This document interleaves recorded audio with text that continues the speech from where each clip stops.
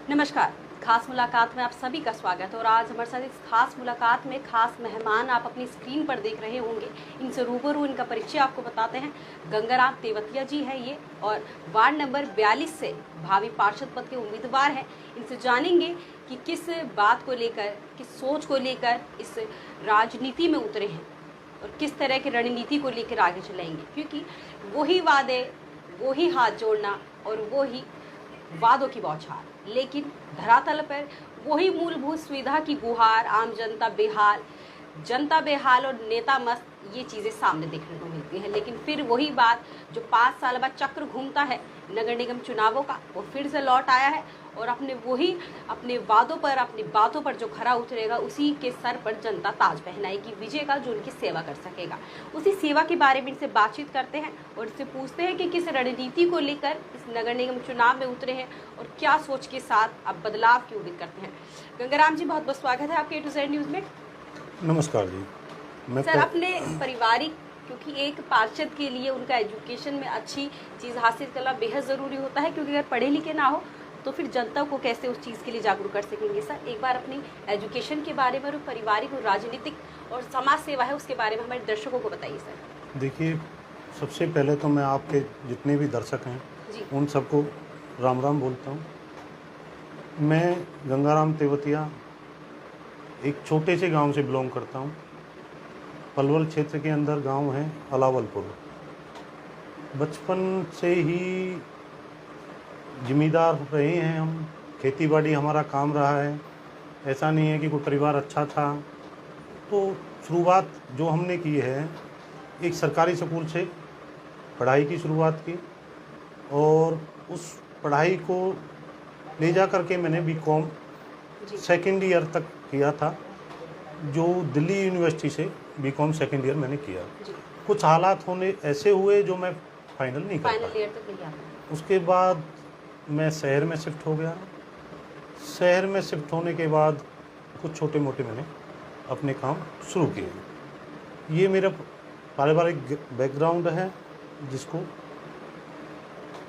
मैंने कोशिश की कि कुछ चीज़ें ऐसी हों जो सभी लोगों के लिए मैं कुछ ऐसा कर पाऊँ, जो सुविधाएं मैं लाने की कोशिश कर रहा हूँ वो दे पाऊँ। जी। अगर बाहर से कोई व्यक्ति अगर अनजान जगह कहे तो उनके लिए परदेसी वो होता होगा, कोई अगर कोई बाहर से आगे बसा है, वहाँ खुद अपने आप को तेवतिया जी एडजस्ट करने पे वो इंसान काफ़ी मशक्क़त करता है, काफ़ी पापड़ उसे बेलने पड़ते हैं। और वहीं पे आप बाहर से आकर, आप बाहर से तो नहीं कहेंगे, यहीं हैं, पर फिर भी आपके लिए कहीं ना कहीं बाहर का वातावरण रहा ये, तो वहाँ पर आप खुद एडजस्ट होकर दूसरों को सुविधाएं देने की जैसे आपने बात कही, तो उस चीज़ को कैसे आपने ऑब्जर्व किया और कैसे आप उस चीज़ में एडजस्ट हो पाए? देखिए, पिछले 10 साल 12 साल से मैं फरीदाबाद सेक्टर 2 के अंदर रह रहा हूँ जी।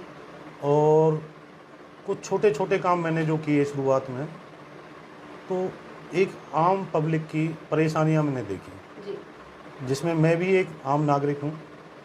कोई मेरा अच्छा बैकग्राउंड नहीं है। एक मेहनत करने के बाद इस लेवल तक मैं कोशिश कर रहा हूँ कि किसी का साथ दे पाऊँ। मैंने देखा, जितने भी हमारे सरकारी दफ्तर हैं या जितने भी नेता हैं या जितने भी हमारे पार्षद हैं, कहे तो बहुत कुछ देते हैं, पर करना वो मुझे लगा नहीं कि कर पाएंगे।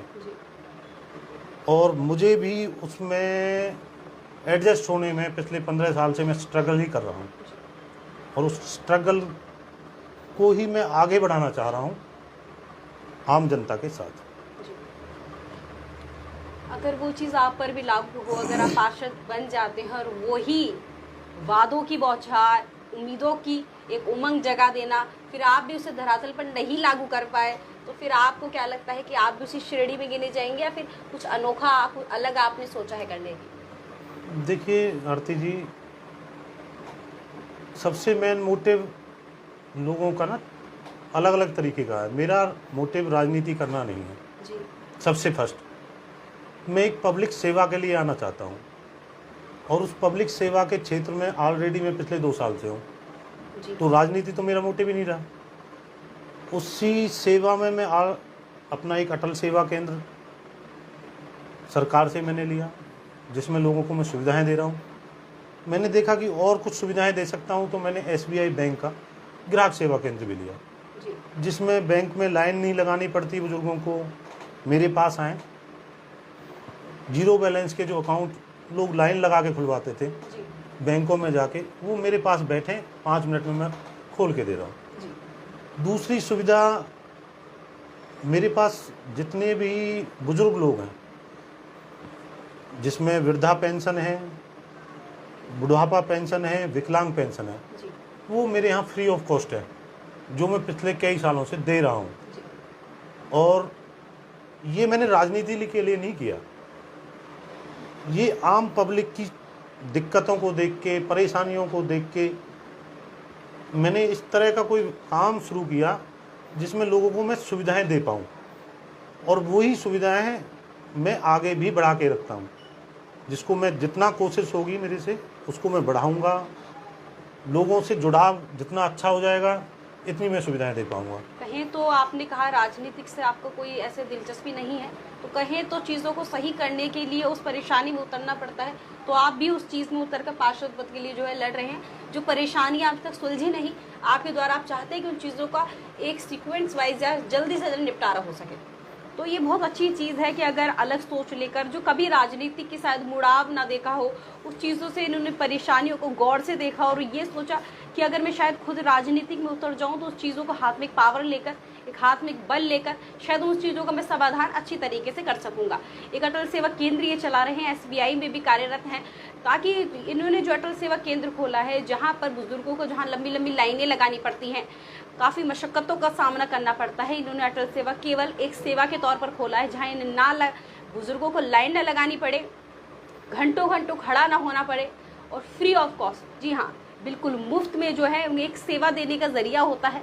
एक सेवा एक समय सीमा तक होती है, लेकिन अगर उस सेवा को अगर ये बुढ़ापा पेंशन बनाकर या तमाम तरह की सुविधाएं एक पेंशन तौर पर सरकारी जो सुविधाएं उन्हें उपलब्ध कराकर उन्हें अटल सेवा केंद्र के जरिए ताउम्र उन सेवाओं को दे रहे हैं, तो ये एक ताउम्र सेवा मानी जाएगी, क्योंकि एक सेवा एक निश्चित समय तक होती है, लेकिन इन सेवाओं के जरिए वो दर दर दफ्तरों के ठक्कर ढोकर जो है खाने से बच जाता है और तमाम तरह की दिक्कतों से भी जो है वो बच जाते हैं। सर, आपको ऐसा क्यों लगा कि आपको एक खोलना चाहिए, और ये जो अटल सेवा केंद्र है ये सही रहा, आपको लगा कि और लोगों को सुविधाएं ठीक इसके जरिए जा पाएंगी? देखिए, मैं काफ़ी ऑफिसों में जाता हूँ, सरकार के जितने भी डिपार्टमेंट हैं जी, सभी डिपार्टमेंटों में गया, तो वहाँ मैंने देखा कि 90% बुजुर्ग लोग, महिलाएं, बच्चे एक लाइन में खड़े रहते थे जी, जबकि सरकार कोई भी आए कुछ नई सुविधाएं लेके आती है। जी, आज जो नई सुविधा आई सरकार की, ये अटल सेवा केंद्र के नाम से आई। जी, इसमें 100 या 150 सुविधाएं ऐसी हैं जो ऑनलाइन है, जी, जिसमें आपको कहीं जाने की ज़रूरत नहीं है, आप घर बैठे लोगों को सुविधाएं दे सकते हो। 90% लोगों ने इसको अपना धंधा भी बनाया है। जी, सरकार में ही कुछ लोग ऐसे भी हैं जो इसका यूज भी बहुत ज़्यादा कर रहे हैं। मैंने जिस दिन ये अटल सेवा केंद्र लिया, एक टेस्ट पास करना होता है इसके लिए, वो मैंने अब पास किया तो मुझे सेंटर मिल गया। सेंटर मिलने के बाद कुछ सुविधाएं ऐसी होती हैं जो साथ के साथ चालू नहीं होती। जी, मैंने सिर्फ एक सेवा के लिए सेंटर लिया था, बाकी मैं दूसरा भी काम करता हूँ। अब उसमें सुविधाएं बढ़ाने के लिए मैं सरकारी दफ्तरों में गया कि इसमें कुछ सुविधाएं बढ़ा दी जाएं, तो लोगों को मैं सुविधाएं घर जाके भी दूं। जी, अब वो सुविधाएं बढ़ी नहीं। बढ़ी क्यों नहीं? क्यों? एक तो बैकग्राउंड हल्का है हमारा, और मेरी राजनीतिक पकड़ नहीं है। अब राजनीतिक पकड़ नहीं है तो सरकार की सुविधाएं कैसे मिलें? जब मुझे ही सरकार की सुविधाएं नहीं मिल रही तो मैं आम जनता को दूंगा कैसे? बिल्कुल, ये सारी चीज़ों को देखते हुए मैंने मन बनाया कि मैं अब की बार अपने वार्ड से पार्षद के लिए लोगों का सहयोग लेकर के, साथ लेकर के खड़ा होता हूँ। तो आपने ये जो आप उतरे राजनीतिक में अब एक पड़ाव ये रख चुके हैं, तो खुद के ही सहमति से रहे या फिर आसपास के लोगों ने आपको भी इस चीज़ के लिए कहा कि आपको करना चाहिए? देखिए, 90% लोग बाज़ार में दुखी होते हैं। किसी में हिम्मत होती है बाज़ार में आने की और कोई रुक जाता है। सहमति सब देते हैं। सबसे मेन, जिसको बाज़ार में उतरना है उसकी इच्छा क्या है। अभी हो सकता है कि मैं बाज़ार में उतरा हूँ, और भी बहुत लोग आएंगे बाज़ार में उतरने के लिए, हर 5 साल में आते हैं, पर उसको आगे तक लेके जाना, इलेक्शन में लड़ना, फिर लोगों की सुविधाएं देना और उसको कंटिन्यू करना, वो बहुत बड़ी बात है। मैं पिछले सालों से सुविधाएं दे ही रहा हूँ, और आगे भी ये सुविधाएं ऐसे ही रहेंगी निरंतर।